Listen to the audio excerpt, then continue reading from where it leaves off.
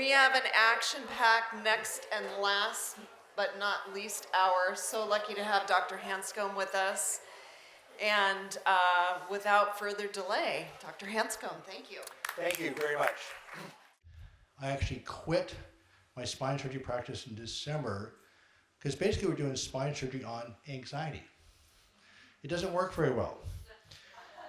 So this is a book I've been writing the last 6 months. It's called Do You Really Need Spine Surgery? And it's the only book that takes the actual anatomy, combines it with the state of the nervous system, develops a quadrant where you can make a reasonable decision about what you should and shouldn't do. So I'm a surgeon. I do a lot of complex spine surgery. I had a decreasing surgical rate because the last 5 years of practice, the non-operative care became so consistent that even the surgical patients would cancel their surgery because their pain would disappear. And as Sharna, actually of all the speakers pointed out today, that pain is simply interpretation of sensory input, and your body says danger, whether it's too bright a light, too loud a sound, whatever it is. So like everybody grab their piece of paper in front of them, and I just want you to spend 2 minutes, starting in about 10 seconds, just writing how you feel. Positive, negative, another talk, excited to be here. Just write. And then you're going to instantly tear it up. Write anything. But try to write how you feel. And I'm going to warn you while you're doing this writing that today your life is going to change, whether you like it or not. And I'm dead serious about this. Now you're the one that decides how much you want it to change, but just awareness of the nature of the neurochemical nature of anxiety and pain will change your life, period. Now you can pursue it in depth and keep changing. You can block it if you want, but once you have that awareness, you can't really block it. Because if you decide to block it, your life is going to change the opposite direction. So say your life's going to change, it's not necessarily going to change for the better unless you actually choose to make that choice. So take your pieces of paper and just rip them up. Small pieces, tear them up. Then I want everybody just to take a deep breath and just drop your shoulders. This is called active meditation. And I'm a surgeon, I just don't have time or the patience to meditate. It's not going to happen. But this is an exercise we actually do during surgery, is connecting to what's right in front of you. Just drop your shoulders, let your jaws relax, and listen to sounds. Let your jaw muscles relax, shoulders, elbows. Feel where you're sitting. Listen to that air duct sound. Then one more time, let your shoulders relax, jaw muscles, elbows, hands. Done. We'll explain why that's so critical.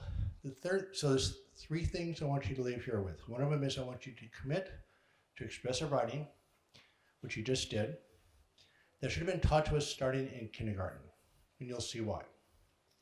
Second thing is active meditation is the second tool. All day long, takes no time, 3 to 5 seconds. If you can combine it with a meditation practice, that's better, or some type of yoga or martial arts, etc., it's better. And the third thing is, if you think in terms of neuroplasticity, your brain's going to develop wherever you place its attention. So let's say you're a patient in my office. What I'm going to tell you is that when you walk out of my office, you will never discuss your pain ever again with anybody, except your doctor or healthcare provider, ever. And people look at me and they go, well, what do I talk about? I'm serious. And we learned this through doing workshops back east, that I found out that people in serious chronic pain, and I get it, I was one of those patients myself for 15 years, they talk about their pain all the time. Where's your attention? It's on the pain. So you're going to reinforce it. You're also going to find out that mental pain is a bigger problem than the physical pain. No complaining. Don't complain. No advice giving. No criticism. No gossiping. How's that feel? I'm serious. I'm very serious. So those are the 3 things: the expressive writing, the act of meditation, and put your brain where you want it to develop. Period. That's it. I'd like to introduce you to Esty, who was 31 years old at the time. She came to my first workshop in New York at Omega. It was a 5-day workshop. I had no idea what I was going to do. I figured I had 5 days to just cram knowledge into people's brains. It turns out my wife is a tap dancer, and she became part of the team. Fred Luskin wrote a book called Forgive for Good, became part of the team. The bottom line was spend 5 days doing the cup song, a little bit of lectures, lots of relaxation exercises, and in 5 days, almost the entire group went to pain-free, period. These are after 20, 30, 40 years of pain. Esty showed up. She had had headaches for 4 years, severe left-sided neck pain. She was in New York City, best doctors in the world, 6 injections, 10 doctors, high-dose narcotics, and kept spiraling and spiraling and spiraling down. So I'm looking at her, she's looking at me, she's grabbing her neck, and she looked about like that. She was not happy, and I'm going, oh my God. Anxiety is the pain. How many of you feel a little overwhelmed with what you heard today about everything you've heard that you can do for your pain? Does anybody feel overwhelmed by it? Okay. We're going to bring it down to one concept today. It's about regulating your body's chemistry. Anxiety actually is the pain, period. Not psychological, it simply is the pain. The objective is I want to show you the neurochemical nature of anxiety. Mental pain is a much bigger problem than the physical pain. We're going to learn how to the concepts behind regulating your body's chemistry. There's many ways to do that. But at the end of the day, you've heard this multiple times today, feeling safe. That's the end of the day. That's why this doctor-patient relationship is so critical, because you want to feel safe at least with your doctor. And if you're not feeling heard, you don't feel safe. You saw the prior slide David Talbot put up on Descartes in the 1600s, talking about the separation of the mind versus the body. Probably the one worst thing that's happened in medicine ever. Try flying this plane without a computer. How's that going to work? This is taking in sensory data from the wing angles, the flap angles, the engine thrust. All this data is coming into a computer. There are 2 million parts, by the way, in a Boeing 747. The computer is analyzing the data and making adjustments. You cannot fly that plane without a computer. It's a unit. The human body has 50 trillion nerve cells. There are 80 billion nerve cells in your brain. There are 1 million pain receptors in your skin, every part of your body. It's way more complicated than an airplane. How are you going to run your body without a brain or a nervous system? It's a unit, just one unit. So you say you feel the pains in your head, you're going, what? If you didn't have receptors, you wouldn't feel pain. If you didn't have a brain to feel the receptor input, you wouldn't have pain. It's just a unit. That's why I don't even like the word mind-body syndrome anymore, because it's not a separation. It's just a unit response. So just like the airplane, using vision, touch, sound, taste, smell, the nociceptive system, by the way, is a little different than what I was taught in medical school. So all of you here are looking at the screen, you're not staring into the lights, you're unconsciously shifting in your chair so you don't break down your skin. The nociceptive system is designed to keep you in a range of behaviors that allows you to survive. When you feel pain, whether it's too bright a light, too loud a sound, too sharp or too hot, what's happened, you've exceeded that limit, it's not safe. So it's when you actually feel the pain, it's actually failure of the nociceptive system. So all that comes in at the same time is competing for each other. I call the nervous system the junction box. The sum total will be either pleasant, neutral, or unpleasant. Every millisecond, your brain's analyzing data. So if you have a physical threat, your body's full of adrenaline, histamines, cortisol, and other stress drugs, and you feel what? Anxious? Okay. So then you are on the beach, relaxed. Your body's full of oxytocin, dopamine, the GABA receptors are like Valium. How do you feel? Relaxed. Okay. Is relaxed a diagnosis? No. Is anxiety a diagnosis? No. Okay. It's a description of the state of your body's chemical makeup. Now, I do know the polyvagal theory, so I'm oversimplifying things for a reason. So, of course, your autonomic nervous system races your heart, you sweat, et cetera, but the bottom line is your body's full of stress chemicals, you're in a hyper-vigilant state, and it's unpleasant. That reaction, anxiety, is intended to be so unpleasant that it forces you to take evasive action to solve the problem. The species that didn't take the action didn't survive. Not survival of the fittest. The people sitting in this room is survival of the most anxious. It's just a description. So, here's the problem. How many feel like you have anxiety? Okay, so if you don't have anxiety, you gotta ask yourself why. Because I didn't have anxiety until I was 39 years old, and all of a sudden I had a panic attack. I went from no anxiety to severe anxiety. I went from being a fearless spine surgeon, just bring it on.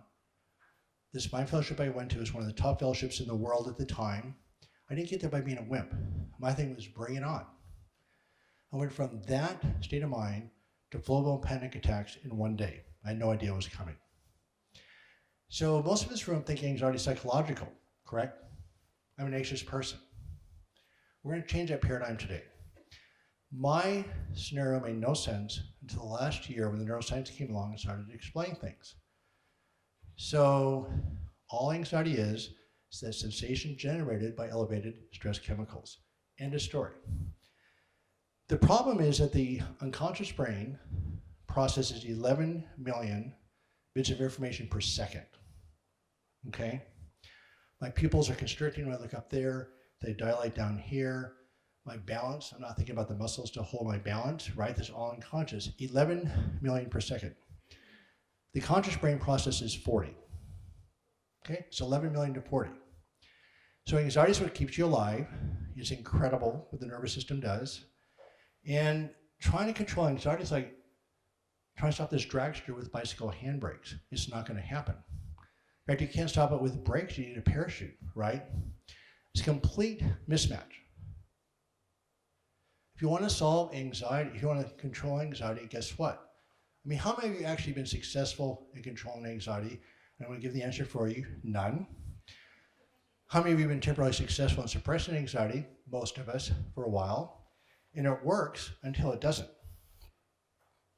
So why is chronic pain so persistent? And DR, or somebody else might know this, I don't think in the animal kingdom there's many mammals with chronic pain. The problem is what the neuroscience now shows is that thoughts or emotional pain goes to the same region of the brain, lights up these pain circuits, Sharna. But there's, we don't know neuroscience. There's patterns of pain, there's interaction between regions. People talk about the amygdala being the source of fear. We don't really know that either. It's just a junction box. But the bottom line is that thoughts go to the same part of the brain. They create the same chemical reaction, except you can't escape your thoughts. I call it the curse of consciousness. Every human being is subjected to certain elevated levels of stress chemicals. That's why the ACE scores are so deadly, because you're programmed in a dangerous environment that things are dangerous. More things in the present seem dangerous, even though they may not be dangerous. That's why with a higher ACE score, your body's hypervigilant. Those sustained levels of stress chemicals translate into disease. Autoimmune disorder, inflammatory arthritis, ringing in the ears, migraine headaches, spastic bladder, irritable bowel, fibromyalgia, PTSD. All these things happen from sustained levels of stress chemicals. When I was going through my own chronic pain ordeal, I had 17 of these things at the same time. Nobody could tell me what was going on. Then these reactions become connected with more and more life experiences, and you can't get rid of it. So the current definition out of Chicago, that it is an embedded memory that becomes linked with more and more life experiences, and the memory can't be erased. The old definition of chronic pain was just simply pain that lasted longer than the expected duration of the injury. This is the new definition. This is by the way, Dr. Upkarian, who is in charge of this lab in Chicago, is going to be here November 20th in Seattle. He's one of the top neuroscientists in the world.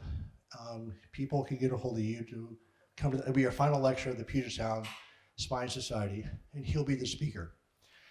Anyway, they found out that they took volunteers with acute pain, they did functional MRI scans, and what they showed is that the part of the brain that corresponded to the back lit up, as you'd expect. They took people with more than 10 years of back pain. They found out that only the emotional centers lit up. The pain centers went dormant. Then they took the patients who were acute. They did MRI scans on them every 3 months. About half of those became chronic. Everyone that became chronic had the pain center go dormant and the emotional center lit up. Every one of them. So you have the same back pain, but a different driver. So it's like an embedded memory, like riding a bicycle. You actually can't unlearn how to ride a bicycle. So we start doing interventions for a neurological memorized pain circuit. Not going to work. And it doesn't. So this is a paper came out just last year, which is phenomenal, but also documented what a lot of us in the room already know, is that our invasive procedures effective for chronic pain, a systematic review. They did a huge review of every study that compared sham procedures to real procedures in the presence of chronic pain. Not one procedure worked in any part of the body. Spine surgery has a success rate of 24% for back pain. There's little evidence for the specific efficacy beyond sham for invasive procedures in chronic pain. A moderate amount of evidence does not support the use of invasive procedures as compared with sham procedures for patients with chronic back or knee pain. Given the high cost and safety concerns, more rigorous studies are required before invasive procedures are routinely used for patients with chronic pain. And that's what we've seen. Invasive procedures don't work. Spine surgery right now is at least, we get different numbers, at least $20 billion a year is spent on spine surgery. If you grab my book, you'll see there's one chapter devoted to just that procedure. There's not one paper, not one. Zero.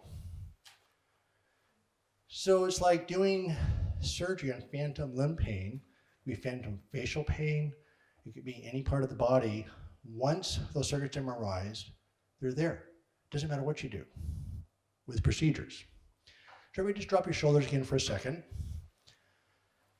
So the expressive writing, by the way, is once or twice a day, 5, 10, 15 minutes. The active meditation, I probably do it 20, 30 times a day. You probably notice my voice drop just a little bit with it. Okay? Then remember, you're not going to talk about your pain, mental or physical. So what happened at SD, we started on a Monday.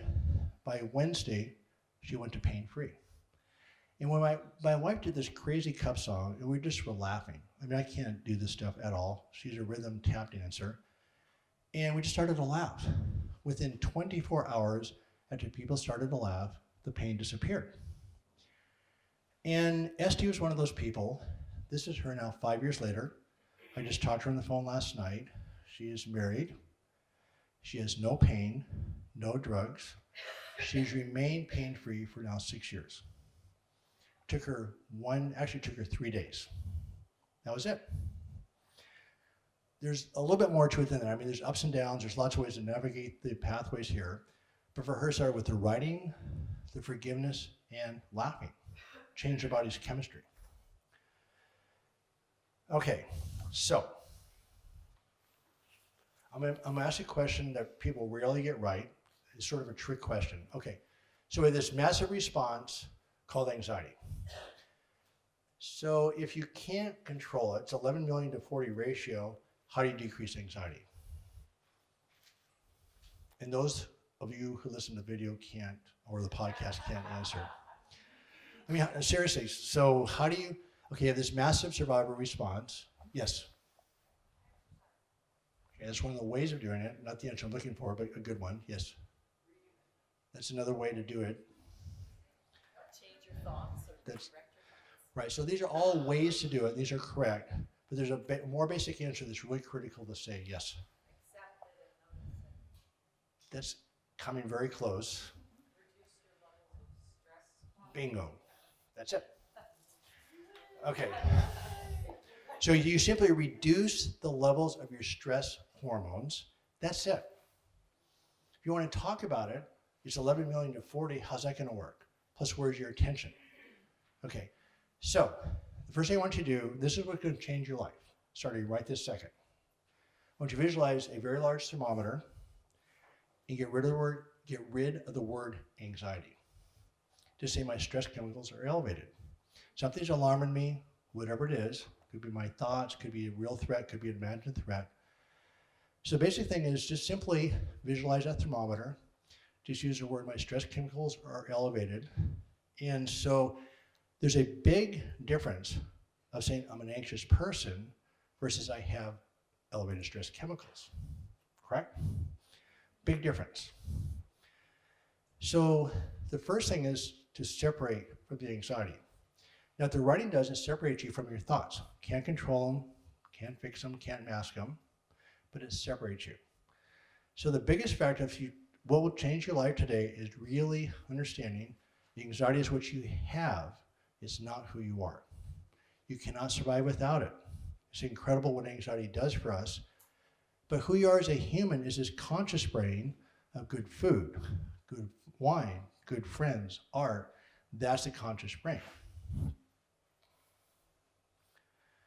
So as far as decreasing the stress chemicals, there's two categories. And I won't go into detail right now, but one is simply de-adrenalize, like everybody just drop your shoulders for a second. Just listen to sounds. Anybody feel just a little bit relaxed? Yeah. Yes, you just drop your stress chemicals down a little bit. So what this model does with everything that was done today, with this Tai Chi, yoga, exercise, visualization, it gives you the reason why. Okay, it gives you a reason, okay, so I'm not trying to fix my anxiety with mindfulness meditation. I simply decrease my stress chemicals. When my stress chemicals go up, I'm going to just do it again. That's the direct way of doing it. The other way is neuroplasticity, which again is a whole topic in and of itself. The brain changes every second, which you've heard multiple times today. Instead of being stress, automatic survival response, remember stress isn't the problem. It's stressful just being alive. It's a chemical response to the stress. Neuroplasticity is awareness, separation, and reprogramming, which means you have to feel the pain, you have to feel anxious, you have to feel frustrated. Then you create a little bit of a space, then you redirect. If you're going to learn French, you take classes, do repetitions. Let's say in 5 years you can speak French. Your brain changed. New connections, new myelin, whatever, your brain changed. You didn't learn French by trying to avoid speaking English, right? Okay, you learn French by, okay. Same thing with chronic pain, that's the default language of survival. And the new language you're going to learn is an enjoyable life, okay? So that's where you create your vision. You start pursuing it with or without your pain. So you build a virtual desktop on your computer. As you learn to live this life, that's where your brain's going to go. If you're trying to fix your pain, where's your attention? Right, you must put your hand right into a massive hornet's nest, right? And I'm a strong advocate of psychology, psychotherapy. Of the hundreds and hundreds of patients that we've seen go to pain-free, none of them have seen a psychologist. Now, I can get to a psychologist is much better, and Mary knows my lines, is that the psychologist can add a whole dimension that's wonderful, but I don't have much access to the psychologist. If I have a psychologist who understands the concepts and uses these tools as the foundation, it's remarkable what they can do. But I went to psychiatrists for 13 solid years, once or twice a week. I got way worse. I know more about my ACE scores than any human being in this room. I can tell you that. But I got worse. Where was my attention? So I was obviously serious, going after it, but my attention was in the wrong spot. So, education, you're going to learn about that. Top of expressive writing, active meditation. Sleep is a big one, which is in my book. Don't have time to talk about that today and not discussing the pain. So the 3 things I want you to understand. I want you walking out of here, starting with the expressive writing every day, the active meditation, you do it again right now, and not discussing the pain. So education-wise, I do have a book, Back in Control. This is the 2nd edition. And it gives you the framework of pain, and you can find your own solutions. The website is backincontrol.com, and that's the action plan of the book. So the book's just a book. You actually have to learn the tools to actually change your body's chemistry. We gave away the books, but there's a book here that's remarkable. This is what I'll just vent for a second. Okay, there's not one paper that says spine surgery works. Over 1,000 papers, most of them very well done, says expressive writing works. It affects asthma, arthritis, school performance, athletic performance, compliance with care. It doesn't stop. So your life is going to change because you now know what anxiety is and what it's not. If you want to pursue the change, just start the writing. It is unbelievable what the effects are. And I've been there for 20 years, and there's still an amount of disbelief that it is so powerful. I still write 5, 10, 15 minutes. And if I quit writing, in about 2 weeks, my ears start to ring, my feet start to burn, these little skin rashes pop up. It's just an exercise. We just talked about the active meditation, sleep, not discussing the pain. So here's the deal. When we keep this slide up, and I'd like you to break up into groups of about 4, 5, or 6, whatever your table is. I just want you to commit to your table and say, I'm going to do these exercises. And then tell people how you're going to do them, but more importantly, I want you to discuss why you wouldn't do this, why you would not do this. Because the biggest obstacle, and Joel and I have seen this a lot, the biggest obstacle to actually healing is simply engaging. That's it. There's a whole theory behind that also, but the writing exercises start breaking through these crazy circuits. They're obsessive spinning circuits. They call it phantom brain pain. The writing somehow breaks these things up. So let's go ahead and break up into small groups. The discussion point is, I want you to commit to each other. I'm going to do this. How are you going to do it? But more importantly, where are the obstacles about why you would not do this? Okay, we're going to finish up with some just sort of group discussion here, just some comments, etc. So just to review, okay, the essence of solving chronic pain, remember mental pain is a bigger problem than physical pain by far. I did not get a chance to talk about what we call mind-body syndrome, or I call it neurophysiologic disorder. I actually prefer not to have a label anymore because we have sustained exposure to elevated stress chemicals, people get sick. So there's over 30 symptoms of stress chemical response.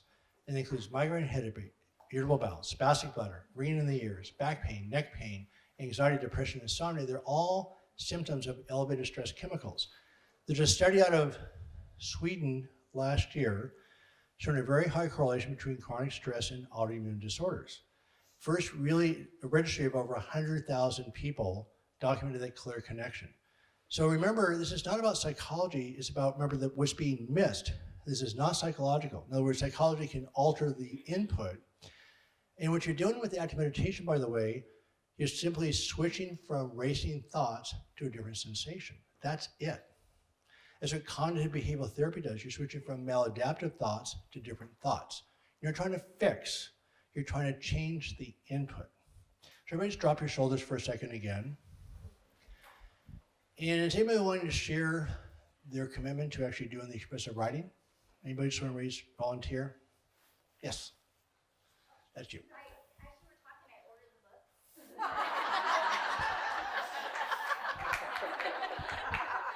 And I was just saying that, I was really drowsy. And even when we were doing some of the other exercises, I was having a hard time staying alert. Mm-hmm. But as soon as we did this, I just felt like I got a dose of caffeine or something. I feel so awake and engaged right now. So I know I had the physical, palpable reaction of this being effective. Right.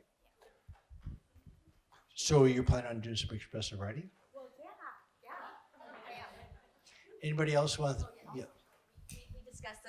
our discussion, we said it's like mental flossing, like a daily habit. Well, I will say that skilled meditators can do this completely in their minds. In other words, you separate from your thoughts, right? But it's hard, and I just can't do it. By the way, I am limping. Steve and I talk about this. I'll just be really clear that the data also shows there's no correlation between the severity of arthritis in your hip, knee, or ankle. I'm sorry, hip, knee, or shoulder. Bone-on-bone arthritis often does not hurt. People with a lot of pain people with minimal arthritis actually have a lot of pain. The correlation is with stress.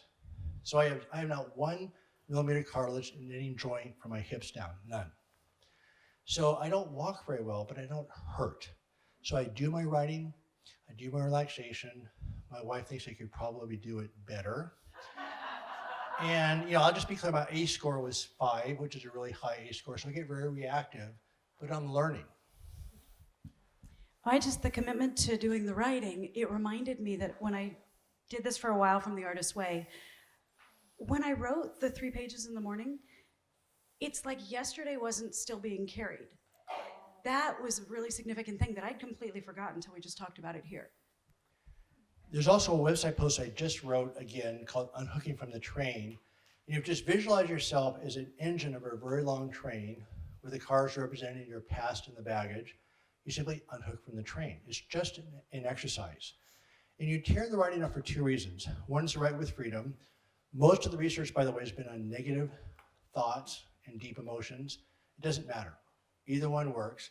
It's just an exercise. You're just simply separating from your thoughts. But the other reason you tear them up is to not analyze them. Remember, you're just separating. It's just an exercise.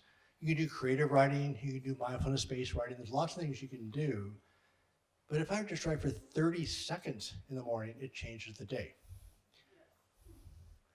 How about not discussing your pain and no complaining? How many people think they can do that?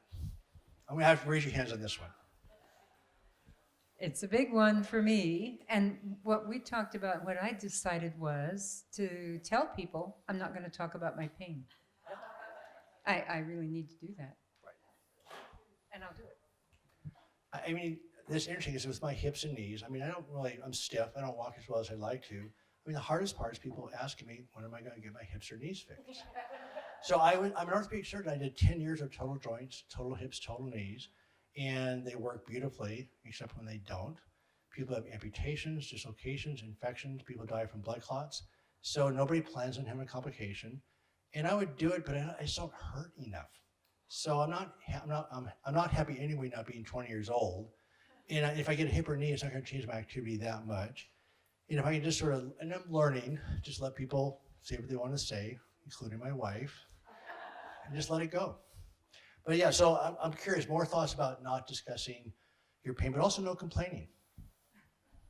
Yeah, I suffered from chronic pain for years and years, and so I find that a lot of times I bond with people over that, because we can talk about it. No, really, I mean, it's like I'll show you my worst thing, but I've recently learned, that if I don't engage in it, then people start talking about something else, and then we're not just auguring in. So, and I think it's really helped. So, that's showed me how this has worked. So I'll keep doing it. Thanks. So I just want to be really clear. So these are not new concepts. And this drives my wife published the book. She drives you crazy when I say this. None of this is new. So in the book, there's not one thing that has been documented by hundreds of research papers. So lack of sleep actually causes chronic pain. That's been documented. So surgeons, including myself, are not asking people about their sleep before they do these major spine surgeries. I'm in charge of the non-operative committee for the Scoliosis Research Society. In the entire world, we're now doing 14 level fusions instead of 1 level fusions that don't work. Complication rate is 65%. I led up a 40-person team to look at 8 aspects of non-operative care before doing these major surgeries, not one paper. Not one. Not one paper that documents that scoliosis surgery works for back pain. In fact, there's not one paper that shows that scoliosis even causes back pain. And the idea of this being a neurological problem has not penetrated the surgical literature at all. It's been around for 10 years. So I feel my contribution is that I'm a surgeon. If you came to me with a sleep issue, I would see you back in 5 days, not a month, just to get you to sleep. And so it's a structure that allows you to organize your thinking so you can find your own solution. That's it. Self-directed. The 3 parts of solving pain is first of all, like any field, understanding the problem. The second part, pain's complex. So it's like fighting a forest fire. You have to deal with every aspect simultaneously. But the third part, which is most critical, since pain's complex and you're unique, who else can solve the problem, right? You're the one who has to take the data, put it into your own reality, you're gonna solve the problem. Then the fun part, like with your daughter, when she starts, like with SD, I have to show the last slide. So we're gonna see her next week. There she is. That's Sadie. So it's been a lot of fun. I am a surgeon. I always have a little bit of this. Every week I get emails from all over the country about people going to pain-free. And Steve's seen it, Joel's seen it, DR's seen it, Sharna's seen it. You just saw it. It's incredibly enjoyable. The data shows only 20% of physicians right now are comfortable treating chronic pain. Less than 1% enjoy it. And I can speak for Joel and myself. The last 5 years we were together, we just had the best time. It was really a lot of fun. So not only do people come out of pain, when they're not crushed by anxiety, their creativity comes back. So they actually thrive at a level they never actually thrived at before. So here's a quick review. The essence of solving chronic pain is feeling safe, because it changes your body's chemistry from a stress profile to a play profile. So the first stage is understanding it. So the expressive writing is awareness, separation, and one move. Neuroplasticity is awareness, separation, reprogramming. And then the active meditation is the redirecting. Stage 2 is forgiveness, which you become aware of your anger. Forgiveness is separating. Play is the redirecting, okay? The ultimate answer, though, is giving back in spiritual journey. So as you get creative and your mind expands this way, the pain pathways are in the dust. It's a big difference than just talking about your pain. We're trying to fix it or solve it. So you get to live this life once. You'll get the tool once you separate the anxiety as what you have, not who you are. Anxiety is your bodyguard if you understand it. But if it becomes part of your identity, it's your prison guard, right? So that is what's going to change your life today, not by choice anymore. So you decide how far you want to make that change go. But just understanding that you are not your anxiety, you get to change, and you will change. If you want to pursue the tools, my steps are one suggested process. But all of us that do this do their own style of it. Joel did his style, Sharon does her style. The results are the same as you're allowing your patients to connect with their own capacity to heal. That's the process. Thank you.